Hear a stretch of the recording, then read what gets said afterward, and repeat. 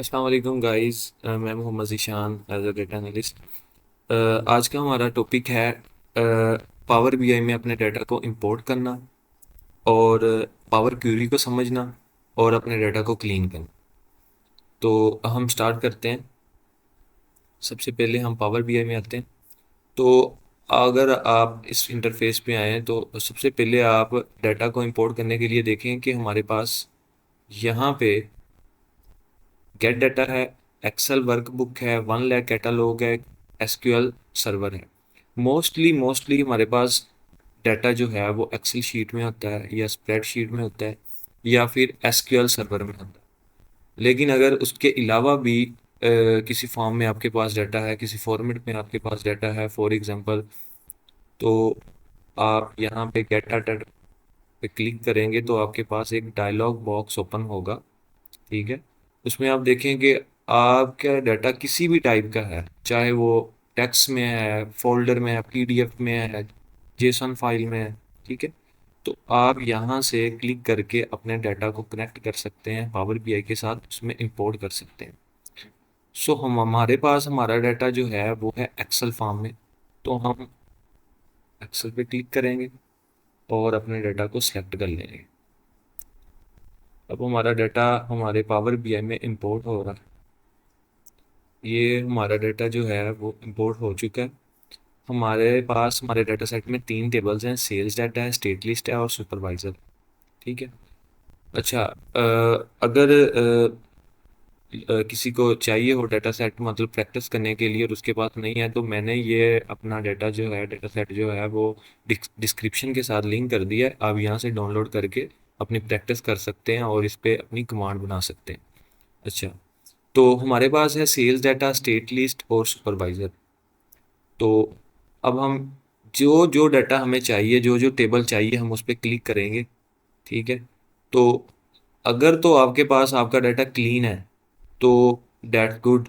अगर नहीं है तो ये देखें, हमारे पास ये जो हमारा डाटा है ये क्लीन नहीं है। ये कैसे क्लीन नहीं है मैं आपको बताता हूँ। ये देखें, अगर आप इधर देखें तो ये नल है, ये ब्लैंक है, ब्लैंक है। ठीक है। इसी इसी तरह नीचे भी देखें तो ये भी ब्लैंक है। ठीक है। कुछ रोज ब्लैंक है, कुछ कॉलम ब्लैंक्स हैं। तो ये हमारे पास जो है वो बिल्कुल क्लीन डाटा नहीं है। ठीक है। अच्छा, उसके बाद हमारे पास आती है स्टेट लिस्ट। अच्छा, स्टेट लिस्ट को अगर आप देखें तो ये जो हेडर कॉलम है इसको इधर होना चाहिए। ये स्टेट को एज अ हेडर कॉलम होना चाहिए, लेकिन ये यहाँ पे नहीं है, तो हमें इस अपने डाटा को भी ठीक करना है, क्लीन करना है। अच्छा, उसके बाद है सुपरवाइजर। तो सुपरवाइजर को देखें तो ये भी सेम, इसमें भी यही इशू है कि ये जो हमारी है इसको हेडर कॉलम होना चाहिए। जैसे ये जो लिखा हुआ है सुपरवाइजर और इमेज यूआरएल, इसको हेडर कॉलम होना चाहिए और ये नहीं है। ठीक है। तो हम इसको भी सिलेक्ट कर लेंगे। अच्छा, अगर तो आपका डाटा क्लीन है तो आप अपने डाटा को यहाँ से लोड करोगे, लेकिन आपका डाटा, हमारा जो मेरे पास डाटा सेट है वो क्लीन नहीं है, तो इसके लिए मैं अपने डाटा को ट्रांसफॉर्म करूँगा। अब ये देखें, ये प्रोसेसिंग हो रहा है। ठीक है। और जब ये प्रोसेसिंग कंप्लीट हो जाएगी तो हम पावर क्वेरी में इंटर हो जाएंगे, क्योंकि ये डाटा काफ़ी बड़ा है। तो इट्स टेक सम सेकंड्स। ये देखें, अब हमारे पास एक न्यू डायलॉग बॉक्स ओपन हो चुका है, पावर क्वेरी एडिटर। ठीक है। इसमें हम जो है वो सीखेंगे और देखेंगे पावर क्वेरी बेसिकली हमारे पास क्या है और कैसे हम इसकी मदद से अपने डाटा को क्लीन कर सकते हैं। अच्छा, ये हमारे पास आ गया है हमारा सुपरवाइज़र। और और ये हमारे पास स्टेट लिस्ट और ये आ गया सेल्स डाटा। अच्छा, पावर क्वेरी की बहुत सारी जो हैं वो खसूसियात हैं। इसमें सबसे बेहतर चीज़ ये है कि ये देखिए, इसने ऑटो डिटेक्ट कर लिया आपकी डाटा टाइप। अब मेरे ख्याल में तो सबको पता होगा कि डाटा टाइप क्या है, लेकिन फिर भी मैं आपको बता दूं कि ये देखें, data type order number. Order number हमारे पास क्या डेसिमल में है, तो इसने खुद ही इसको डिटेक्ट कर लिया है। ठीक है। ये देखें, ये भी ऑर्डर नंबर है, इसने खुद ही डिटेक्ट कर लिया है क्योंकि ये डेसिमल में है। अब स्टेट कोड है, तो ये उसको पता है कि वेरिएबल है, उसने खुद ही, मतलब इसी हिसाब से ये खुद ही आपकी डाटा टाइप को डिटेक्ट कर लेता है। ठीक है। जो जो भी हमारे पास ब्रांड है, कैटेगरी है, प्रोडक्ट है, कॉस्ट है, सेल्स है, क्वांटिटी है। तो हमारे पास जो चीज़ जिस डाटा टाइप की है ये खुद ही पावर बीआई उसको डिटेक्ट कर लेता है। अच्छा, अब हम अपने डाटा को क्लीन करने वाले हैं। अब बहुत से लोगों का ये भी क्वेश्चन होगा कि ये तो हम एक्सेल में भी कर सकते हैं। अब बिल्कुल कर सकते हैं और एक्सेल में, लेकिन पावर बीआई की ये खसूसियात है कि अगर जब आप इस पे अप्लाई करोगे तो ये इसकी टोटल पे अप्लाई हो जाएगा। मतलब आपको फर्दर फर्दर इसको अपडेट करने की ज़रूरत नहीं है। जैसे कि ये हमारे पास अगर आप देखें तो ये 5000 लोगों का डाटा है। ठीक है, तो मैं जब इस पे अप्लाई करूंगा क्योंकि तो सब पे हो जाएगा। ठीक है, अब हमने इस पे करना क्या है, एक और चीज़ बता दूं। ये हमारे पास एक इधर आ रहा है क्वेरी सेटिंग, तो इसमें अप्लाइड स्टेप, हम जो भी इस पे अप्लाई करेंगे तो वो इधर आ जाएगा। अगर हमने अपनी चीज़ को अंडू करना है तो हम कंट्रोल जी से नहीं करेंगे बल्कि इस क्रॉस से करेंगे। ठीक है, तो ये चीज़ें आपने अपने माइंड में रखनी है। अच्छा, सबसे पहले हमारे पास प्रॉब्लम क्या है, हमारे पास ये है नल सेट, यानी कि ब्लैंक्स है, हमारे कॉलम ब्लैंक्स है, अंदर से रो ब्लैंक्स हैं। ठीक है, तो हमने इसको रिमूव करना है।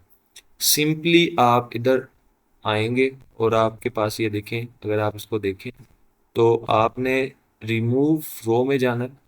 और यहाँ पे आप, अगर आपके ऊपर रिमूव टॉप पे आपकी जो है वो रोज आप उन्हें उनको रिमूव करना है तो आप उनको कर सकते हैं। बॉटम में है, ठीक है, अल्टरनेट करना है रो को, मतलब कि तब्दील करना है कि आपने, मतलब आप चाहते हैं कि ये मेरी फर्स्ट रो जो है वो 8 नंबर पे आ जाए तो आ जाएगी। ठीक है, आप यहाँ से अल्टर कर सकते हैं, उसको रिमूव कर सके उधर अल्टर कर सकते हैं।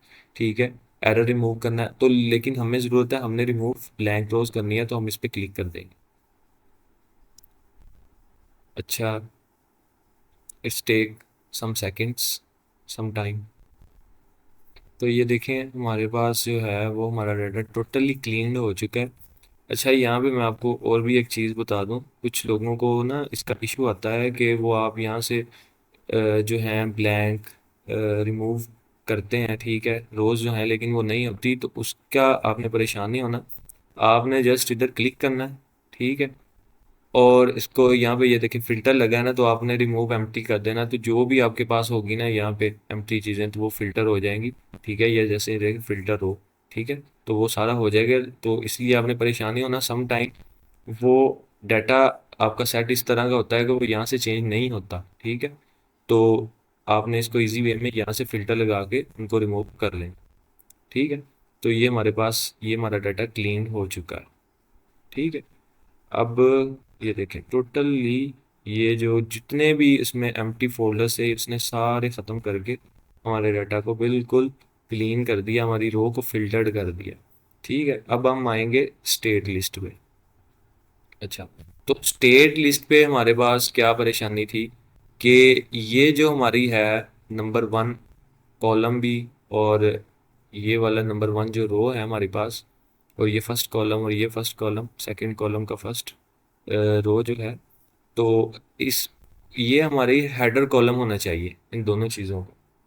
तो हमने इनको अब अपना एज अ हेडर कॉलम करना है। उसके लिए आपने क्या करना है, आपने सिंपल सिंपल आपने इधर देखना है कि ये देखें लिखा हुआ है डेटा टाइप में कि use first row as header. ठीक है, तो आपने इस पे क्लिक करना है तो आप ये देखेंगे कि हमारी जो है वो हेडर बन गया। ठीक है, फर्स्ट जो है रो वो हमारी हेडर बन गया। ठीक है, इसी तरह अब हम आएंगे इधर, तो सेम प्रॉब्लम इधर है तो हम इसको भी वैसे ही करेंगे। ठीक है, और ये देखें अप्लाइड स्टेप में ये चीज़ आ गई। अगर आपने इसको ख़त्म करना है तो आप यहाँ से ख़त्म करेंगे तो ये यहाँ से ख़त्म हो जाएगा। ठीक है, तो अच्छा, नेक्स्ट अब हम अपने ये वापस अपने जो है वो प्रीवियस फॉर्म में चला गया, तो लेकिन हमने तो अपने डाटा को क्लीन करना, तो इसलिए हम यहाँ से इसको दोबारा से कर लेंगे। अच्छा, तो गाइज ये देखें हम हमारा डाटा जो है वो क्लीन हो चुका है। ठीक है, ये बिल्कुल जो 3 के 3 टेबल्स हैं वो हमारे पास सेट हो चुके हैं।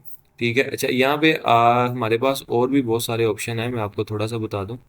अगर आपने अपनी डाटा टाइप को चेंज करना है तो आप यहाँ से अपनी डाटा टाइप को चेंज भी कर सकते हैं। देखिए हमारे पास सारा कुछ है। अगर फॉर एग्जांपल आपने यहाँ से हमारे पास, अगर हमारे पास इसमें डेट है हमारे डाटा सेट में, तो मैं आपको दिखाता हूँ।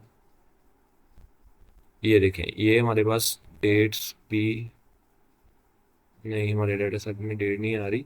तो अगर डेट है तो हम उसको भी चेंज कर सकते हैं, ठीक है।